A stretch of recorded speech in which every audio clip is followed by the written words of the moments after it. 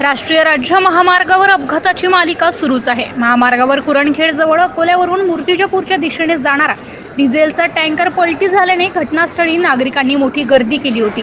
Borgaon Manju police स्टेशनच्या हद्दीत येत असलेल्या कुरणखेड येथील नवीन वस्ती जवळ 4 ऑगस्टच्या सकाळी अकोल्यावरून मूर्तिजापूरकडे जात असलेला टँकर क्रमांक GJ12 BZ8520 डिझेल वाहतुकीचा टँकर नवी वस्ती जवळ पलटी झालाय। यामध्ये टँकरचा ड्रायव्हर मंगेश यादव राहणार उडीसा हा जखमी झाला असून जखमींना कुरणखेड येथील वीर गतसिंग आपत्कालीन शोध व बचाव पथकाचे सदस्य मोहन वाघमारे, शुभम दामोदर, अक्षय मोरे, मंगेश पावडे, सय्यद माजिद, शहबाज शहा यांनी बाहेर काढले असून त्याला पुढील उपचारासाठी अकोला येथे पाठवण्यात आले आहे।